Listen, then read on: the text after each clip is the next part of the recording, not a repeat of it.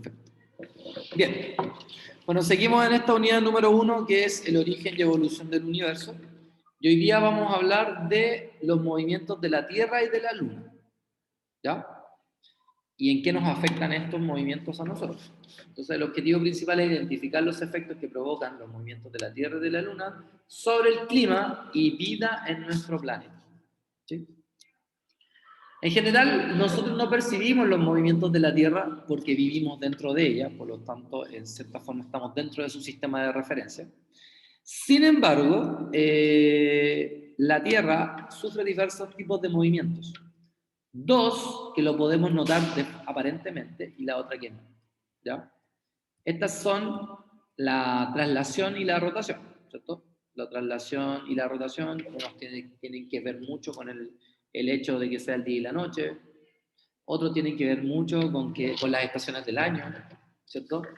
Y otros tienen que ver con la duración de un año terrestre, en pocas palabras.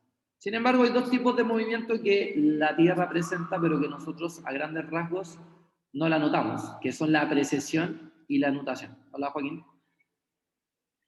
¿Qué es lo que es la rotación? La rotación en la Tierra tiene que ver con el movimiento de este alrededor de un eje, que es el eje de la Tierra. ¿Ya? O sea, es el movimiento o el giro en sí misma, ¿cierto?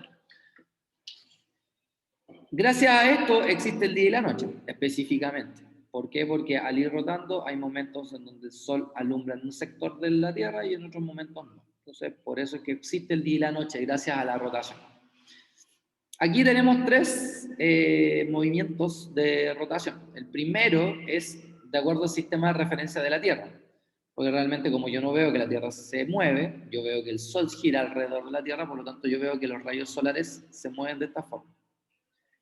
Visto desde otro lugar del espacio, en realidad la Tierra es la que gira, ¿cierto?, alrededor de ese centro que vendría siendo el eje de rotación.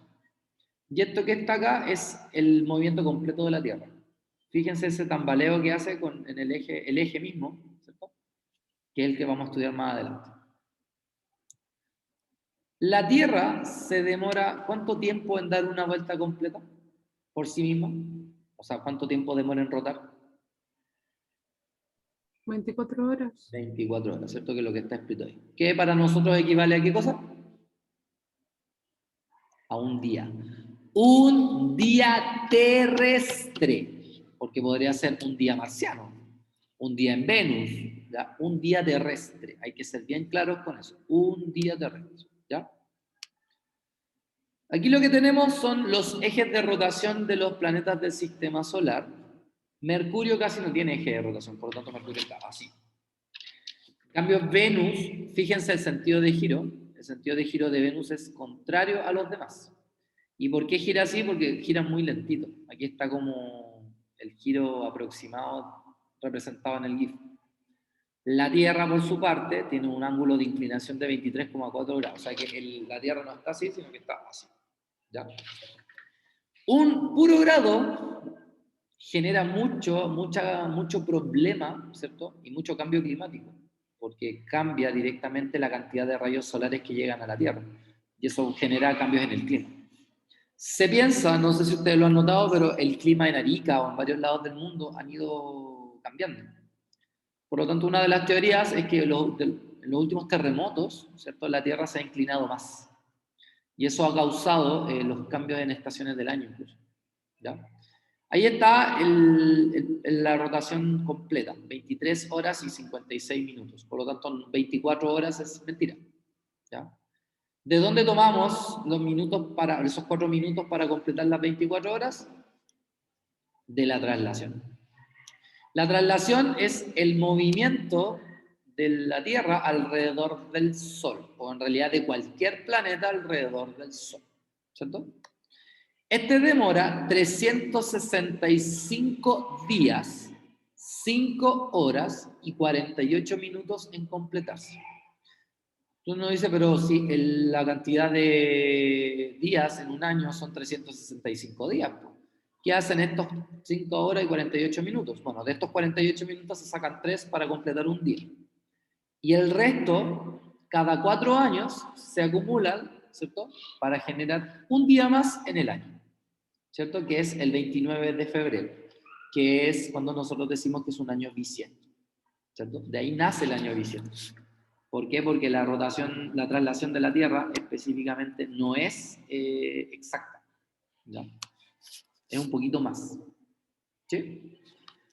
Gracias a esto tenemos las estaciones del año, ¿ya? Tenemos las estaciones del año producto de las traslaciones.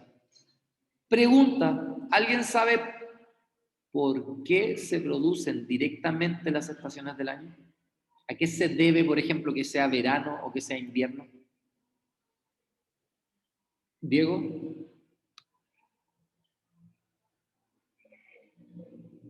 Ya, el Joaquín dice la inclinación de la Tierra. ¿Pero por qué? ¿Por qué la inclinación tiene relación con eso?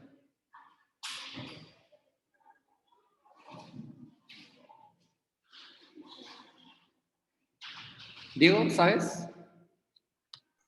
Eh, por la inclinación, o sea, el Sol llega directamente a un hemisferio Ya. y eso produce que en ese hemisferio norte, por ejemplo, sea más caluroso y en el hemisferio sur, que le llegue poca luz solar, sea invierno Si yo les digo y que debido a la viceversa. traslación ocurre las estaciones del año, y yo miro esta imagen, ¿qué es lo que creen que pensaría cualquier persona, incluso un estudiante?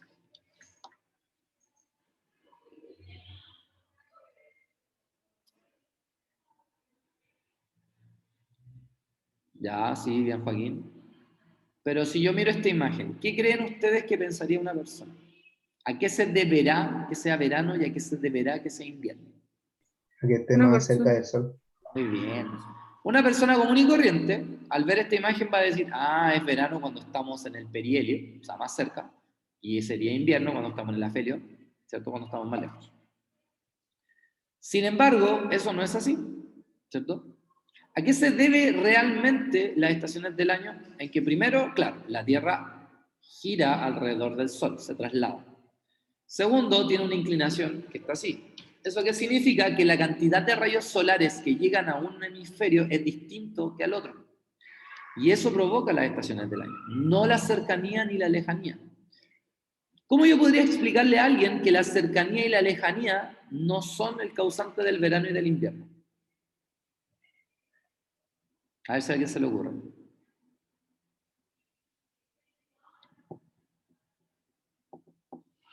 ¿Cómo yo le podría explicar a alguien que la cercanía no tiene relación con el verano ni el invierno?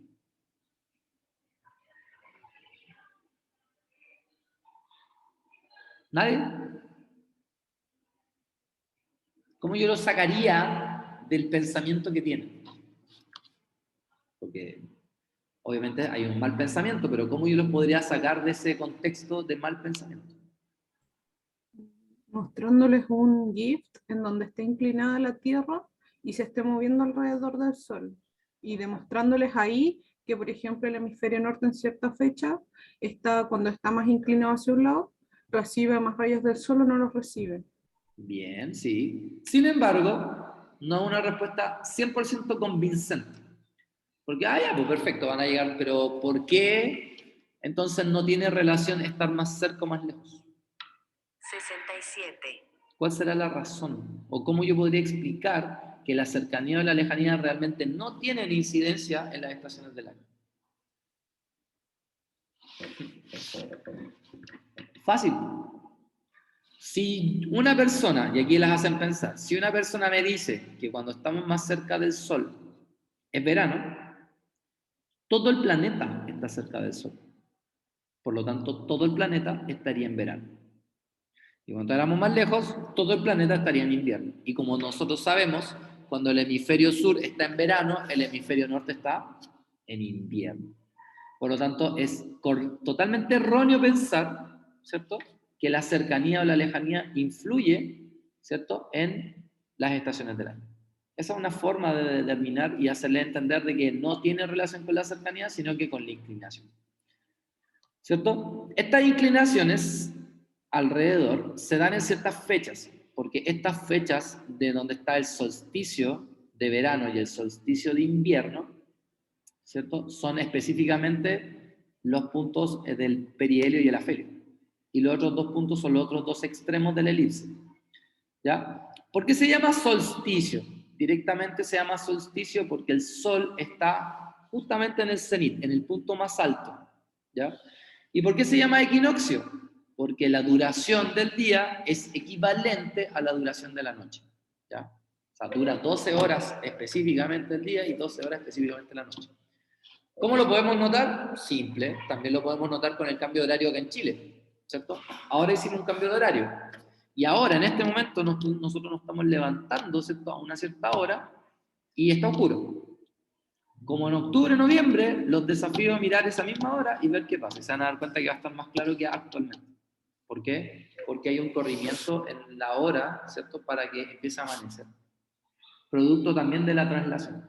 ¿Ya? No es necesario que se aprendan de memoria estas fechas, pero los equinoccios ocurren los 21.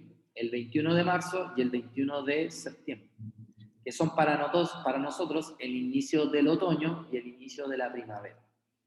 Pero acá dice al revés, ¿cierto? Acá dice 21 de marzo el inicio de primavera y aquí el de otoño. ¿Por qué será así? Porque evidentemente esto está hecho para el hemisferio norte, no para el hemisferio sur. Por eso va al revés. El 22 de diciembre es el solsticio de verano para nosotros y el 22 de junio es el solsticio de invierno para nosotros. ¿Ya? Justamente. Más que continente, Joaquín, para un hemisferio. ¿Ya? Ahora, entonces, los equinoccios ocurren los 21 y los solsticios los 22. ¿Ya? Si uno más o menos y calcula, como que en marzo empieza a ponerse frío, ya entonces hay otoño. En junio ya nadie va a la playa, entonces invierno. En septiembre, tiqui tiqui tiqui, y empieza la primavera. Y después el 22, y vamos a empezar el verano, que va a empezar, ¿cierto? En la época de playa. Aquí tenemos un GIF que relaciona directamente lo que yo les decía, ¿cierto? Tenemos los rayos solares, tenemos la Tierra y esta está inclinada. Entonces, en este momento llegan más rayos solares al hemisferio sur que al hemisferio norte. Por eso el hemisferio sur está en verano y el norte en invierno. Pero una vez que dame la otra vuelta al otro lado, ahora es el hemisferio norte al que llegan más rayos solares. ¿Sí? Y así es como se genera el invierno y el verano. ¿Se entiende hasta acá? ¿Sí? Hay un movimiento que se llama la nutación. La nutación es un movimiento asociado a una oscilación dentro del movimiento alrededor de sí mismo. O sea, la Tierra no está así. O sea, en realidad está así, pero lo vamos a correr así. La Tierra hace esto. Y a medida que hace esto, también hace esto. Oscila a medida que va rotando alrededor de su eje. Y esa oscilación se llama nutación. Esa oscilación dura aproximadamente 18 años y nosotros no lo percibimos directamente, pero sí lo percibimos en los trópicos. ¿Ya? Los trópicos tienen que ver directamente con los rayos solares que llegan a nosotros. Entonces, esa media va variando. ¿Y por qué va variando? Porque obviamente va oscilando la Tierra. ¿Ya? Se piensa que la nutación es producto de que la Tierra se formó de algún meteorito. Entonces el choque del meteorito la empezó a oscilar. Es una de las teorías. No está claro todavía, pero es una teoría. Y luego tenemos la precesión. La precesión lo que hace es que la Tierra, además de oscilar, hace esto. Precesa como si fuera un trompo. ¿Ya? Tiene ese movimiento de balanceo. Se cree que este movimiento se debe a la atracción entre la Tierra y la Luna. Entonces, o sea, el Sol y la Luna. Entonces, el Sol nos tira para un lado, la Luna para el otro. Entonces, hay un tambaleo. Y ese tambaleo se llama precesión. Este se demora 27.000 años en completarse. Es súper lento, pero ocurre. ¿Ya? ¿Cómo lo sabemos? Porque del Polo Norte yo puedo observar distintas estrellas cada cierta época, cada muchos miles de años. Entonces, en este momento nosotros estamos viendo Polaris. Se supone que en algún momento vamos a empezar a ver Artemis, después Vega, después Alpha de Draconis y así sucesivamente. O sea que la posición de las estrellas, de acuerdo a la posición en donde se encuentran, es la que nos va a permitir saber en qué consiste la precesión. ¿Sí? Y esos son los 4 movimientos principales que tiene la Tierra, más el eje de rotación, ¿cierto? Y su inclinación que generan las estaciones del año como tal. ¿Sí? ¿Hasta acá alguna duda? ¿Consulta, inquietud, sugerencia, comentario, queja, reclamo? ¿No? Bueno. ¿Qué consecuencias tienen los movimientos relativos de la Tierra y de la Luna? ¿Ya? Movimientos relativos significa que hay un sistema que, claro, el Sol está acá, la Tierra gira alrededor, pero alrededor de la Tierra también gira la Luna. Por lo tanto, en algunos momentos puede ocurrir que los rayos solares se vean interpuestos por la Luna, o incluso al revés, que la Tierra se interponga entre la Luna y o sea, entre la Luna y el Sol. ¿Ya? Lo que se llaman eclipses, ¿cierto? El eclipse directamente tiene que ver con, ¿cierto? La imposibilitación de llegar luz a nosotros.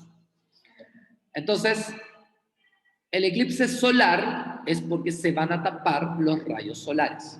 Eso significa que vamos a tener el día, una noche, ¿ya?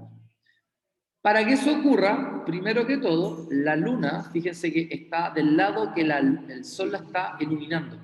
Por lo tanto, hay una parte de la luna que es oscura, que es la que nosotros vemos oscura normalmente. Eso significa que una consecuencia, o mejor dicho, una de las cosas importantes que se dan en un eclipse solar es que la luna tiene que estar en la etapa de luna nueva. ¿Ya? La luna nueva es aquella luna que no brilla. O sea, cuando yo miro el cielo y no está la luna, es porque hay luna nueva. ¿Ya? Está renaciendo la luna en ese momento. ¿Ya? ¿Y por qué? Porque justamente la luna se va a interponer entre el sol y nosotros. Eso significa que la luna, ¿cierto? Al ir moviéndose, llega acá y ¡pam! Le tapa el sol. Ahora tapa todos los rayos solares, imposible. ¿Ya? Por eso es que los eclipses se dan en zonas de la Tierra y no en toda la Tierra. ¿Ya? Ahora, si ustedes se dan cuenta, los rayos solares tienen, ¿cierto? ¿Cómo se llama? Una proyección de su luz hacia acá y hacia acá. Entonces, cuando la luna se pone entre medio, se genera una zona de oscuridad total versus una zona de oscuridad parcial. Entonces, esta zona de oscuridad total, ¿cierto? Se le llama, ¿cómo se llama? Se llama umbra. Y la otra, la parcial, se le llama penumbra. Por ejemplo, en el eclipse que ocurrió como por Pucón el año pasado, ¿pasado? ¿O antepasado? No, fue el año pasado. ¿Ya? El año pasado, porque no pude ir. En ese evento del año pasado, ¿cierto? Acá en Arica igual hubo eclipse. Tú pudiste notar una cierta parte de oscuridad. Entonces fue una penumbra. ¿Ya? No fue total. En cambio, en ese sector fue total. Ahí fue oscuridad total. ¿Ya? Y todos los demás sectores del planeta no ven ese efecto porque es exclusivo. ¿Ya? Cuando uno quiere ver un eclipse solar, nunca jamás en la vida puede mirar los rayos solares directamente. Por eso se ocupan los filtros, ¿cierto?